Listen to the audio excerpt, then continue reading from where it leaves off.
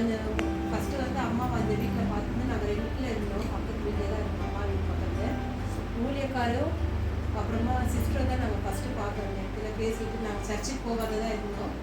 வேறு சபைக்கு போயிருந்தோம். சபை இல்லாதனால காரணத்தாலும் நாங்கள் விட்டுட்டு இருந்தோம். அப்போ சிஸ்டர்கிட்ட பார்த்துட்டு நான் அவங்க ஊழியக்காரனோடனே எனக்கு இன்னும் ரொம்ப துக்கம் அடிச்சுன்னு வந்துட்டு நான் ஃபஸ்ட்டு ஊழியக்காரர்கிட்ட பேசும்போது நாங்கள் சர்ச்சுக்கு போகாமல் இருக்கோம் அப்படின்னு. அப்போ நம்ம சபை இங்கே நடக்குது வாங்க அப்படின்னு சொன்னாலும் மறாவது வாரத்துலேயே நம்ம வீட்டு பக்கத்துலேயே ரெண்டுக்கு வந்துட்டாங்க. அவங்க வரும்போது அம்மா அந்த இடத்துல உண்மையே எங்களுக்கு யாரும் அங்கே இல்லை அப்படின்ற அளவுக்கு அவங்க எங்களை காமிச்சிக்கல. எப்பவுமே எதுனா ஒன்றுனா கூட குழந்தைய பார்த்துக்கிறதுலேருந்து எங்கள்கிட்ட பேசுறது, ஊழியத்துக்கு வர சொல்கிறது, ப்ரேயர் அதிகாலை ஜெபத்தில் கலந்துக்கவங்க வந்து நாங்கள் அப்படியே தூங்கிட்டா கூட கதவு தட்டி கூப்பிடுவாங்க, வா ப்ரேயருக்கு போகலாம் அப்படின்ட்டு. 1ஆம் தேதி எப்பவுமே மிஸ் பண்ண மாட்டாங்க. அதிகாலை ஜெபத்தில் கலந்துக்குவாங்க, எங்களையும் கூப்பிடுவாங்க. அது மட்டும் இல்லை, வெள்ளிக்கிழமை வந்து உபவாச கூட்டம் இருக்கும். அவங்களுக்கு ரொம்ப உபவாச கூட்டம் நடத்தணும்னு ஆசை. நாங்கள் 2 பேர், நான் வேலைக்கு போகாமல் வீட்டில் இருக்கும் போது 2 பேராக இருந்து உபவாச கூட்டத்தை நடத்துவோம். வீட்டிலே இருந்து அவங்க அந்த உபவாசத்தோடையே போய் சமையல் செஞ்சு வச்சுட்டு ஃபாஸ்டிங் முடிஞ்ச உடனே அந்த சூடாக சாப்பாடு கொண்டு போட்டு, நீ இந்த நேரத்தில் எப்படி இருந்தியே, நீ சாப்பிடுவா அப்படின்னு சொல்லுவாங்க. இந்த நாளில் அவங்க நாங்கள் ரொம்ப மிஸ் பண்ணுறோம். எல்லாமே நமக்கு சமையல் எல்லாமே மிஸ் பண்ணுறது தெரியும். ஆனால் இது ஒரு ஊழியக்கார் சொன்ன மாரி நம்ம உயிரோடு இருக்கும்போது நம்ம என்ன பண்ணுமோ அந்த காரியத்தை முடிச்சுட்டு அவங்க உயிரோடு இருக்கிற அந்த கடைசி மூமெண்ட்டு கூட அவங்க சபைக்கு வந்துட்டு தான் அவங்க போனாங்க. நடக்க முடியாமல் அந்த நாள் ஜெபத்தை வந்து அட்டென்ட் பண்ணிட்டு தான் போனாங்க. அதே மாதிரி தான் நம்மளும் அவங்க பின்தொடர்ந்து நடக்கணும். கர்த்தர் அந்த மாதிரி எங்களுக்கு திரும்பியாக இருந்து எங்களை வழி நடத்து. தாயர் இழந்து நாங்கள் 1 வருடம் ஆகிறது. நாங்கள் சிறுவயதாக இருக்கும்போது அம்மா வந்து இந்து குடும்பத்தை சேர்ந்தவங்க தான். ஆனாலும் அவங்களோட பெரிய இந்து குடும்பம்லாம் சாதாரண குடும்பம் கிடையாது, ரொம்ப பக்தியான குடும்பம் அவங்க குடும்பம். அதில் வந்து அம்மாவை கரெக்டாக தெரிஞ்சு அவங்க கல்யாணமாகி அதுலேயும் அவங்களுக்கு வந்து நிம்மதி இல்லாமல் சந்தோஷம் இல்லாத எங்களை வளர்த்தாங்க.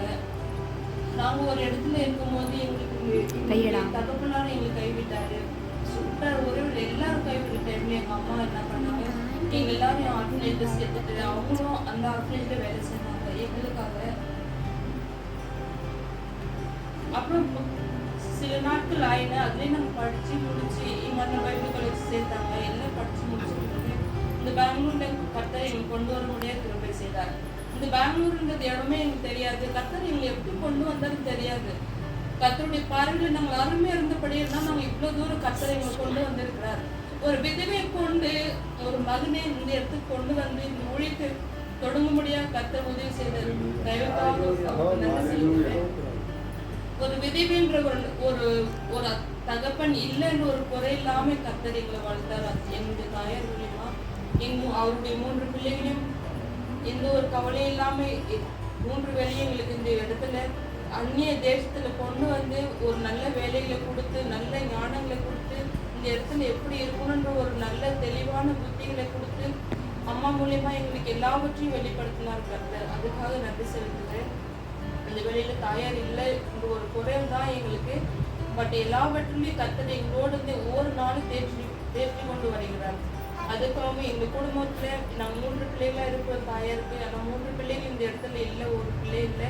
அதுக்காக நீங்கள் ஜெபித்து கொள்ளணும். எல்லா கஷ்டத்தையும் மீறி அந்த பிள்ளை கொண்டு வரணும். நீங்கள் அதுக்காக ஜெபித்து கொள்ளுங்க.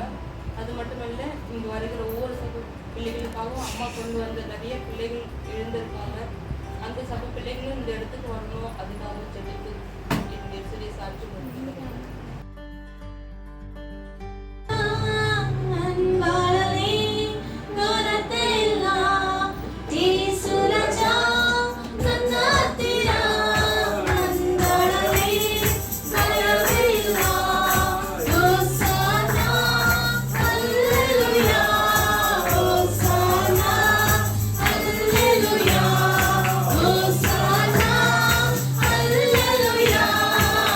Hosanna,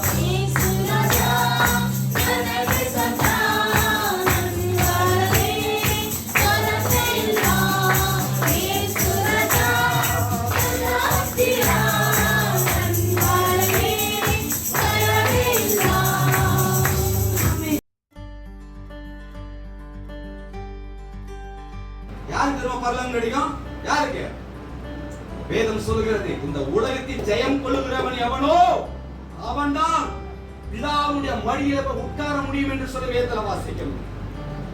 ஜெயம் கொள்ளணும். இந்த உலகத்துல சோர்வு இருக்கா, ஜெயம் கொள்ளு. சபைக்கு போக முடியாது, தடுக்குதா, உதறி தள்ளி ஏற்றுவா, அவனா ஜெயம் கொள்ள முடியும். வேதத்தை படிக்க முடியலையா, எந்திரிச்சு படி, அவனா ஜெயம் தூக்கத்துல ஜெயத்தை பெற வேண்டும். தேவன் அண்டையில கொண்டு வருவதற்கு எதெல்லாம் தடையா இருக்கோ அதெல்லாம் நீக்கி போட்டு தேவனை முதலாவது தேவனை தேடு. அதனால உங்களுக்கு அகலத்தை படி வாழ்ந்துட்டு இஷ்டத்தின் போய் குதிச்சுட்டு நான் பெரிய ஆளு பெரிய கிங்னு ஆடாத. ஒரு நாள் போக முடியாது. உலகத்தில் இருக்கும்போது அடங்கி ஒடுங்கி ஆண்டவருக்கு பயந்து வாழ வேண்டும். கர்த்தருக்கு பயப்படுகிறவன் எவனோ அவன் பாக்கியவான். Blessed is the man who fears.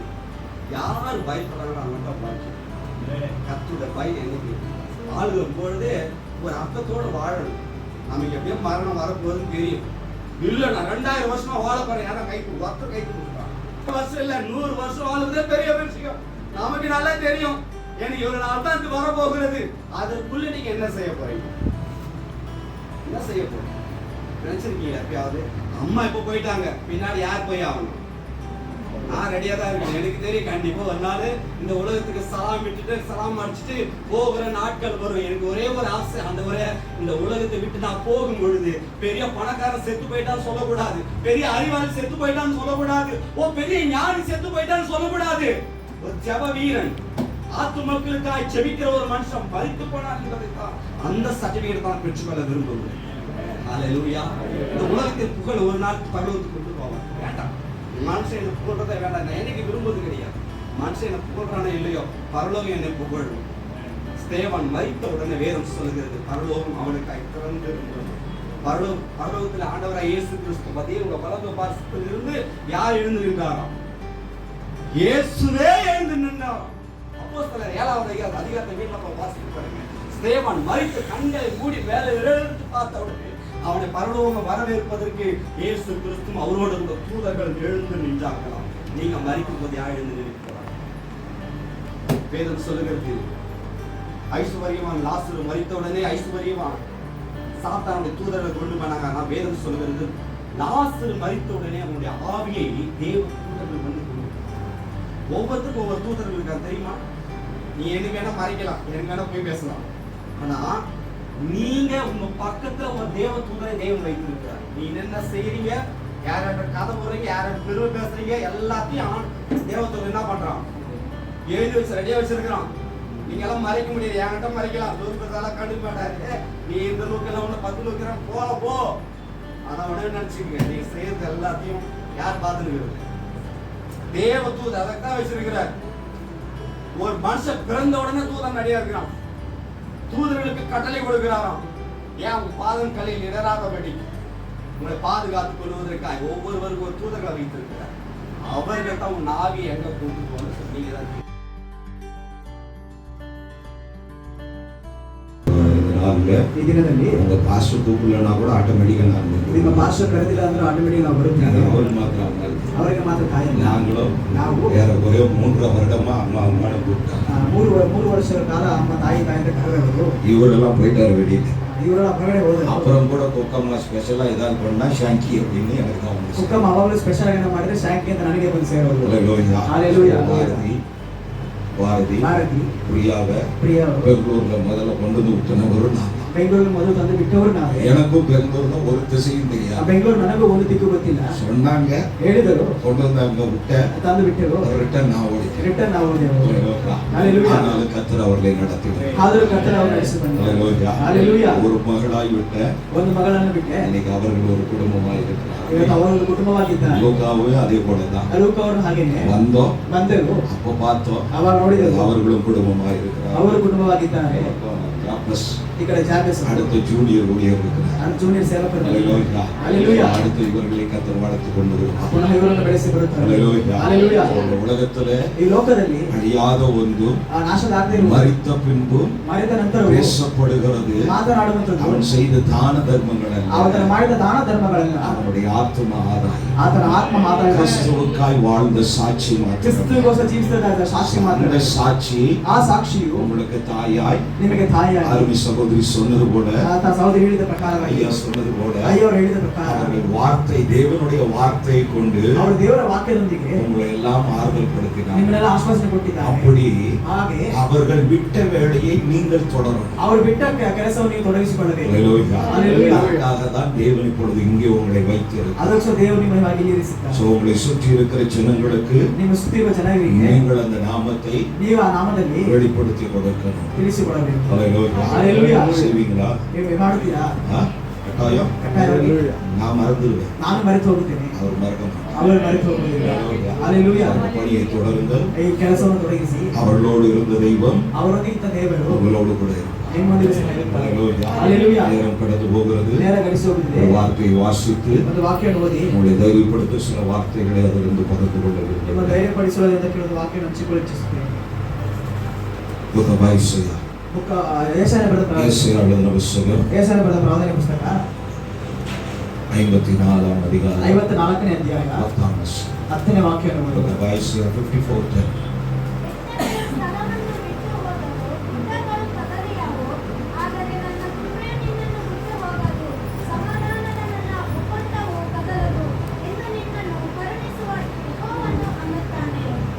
மலைகள் விலகினாலும் பர்வதங்கள் நிலை பெயர்ந்தாலும் கிருபையும் குறைந்தாலும் என் சமாதானத்தின் உடன்படிக்கை நிலை பெயராமலும் இருக்கும் என்று மேல் மனதோடு சொல்கிறார். Hallelujah. Hallelujah.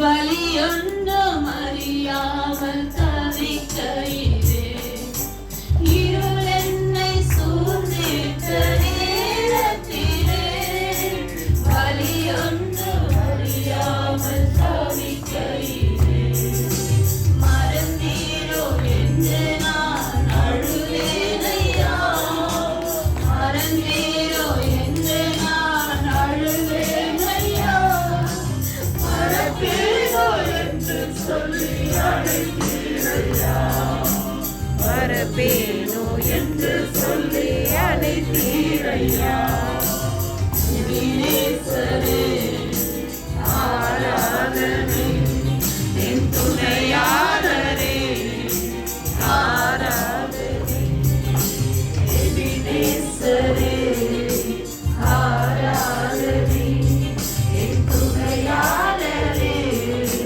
ஆராதனை. ஹல்லேலூயா ஹல்லேலூயா. உமக்கு நன்றி ஆண்டவரே. ஏமாற்றமாய் கர்த்தர் ஆண்டவரே இருள் எங்களை சூழ்ந்து கொண்ட நேரத்துல கர்த்தர் எங்களோடு கூட இருந்து எங்களை விட்டு கொடுக்காமல் ஆண்டவரே ஊழியப்பா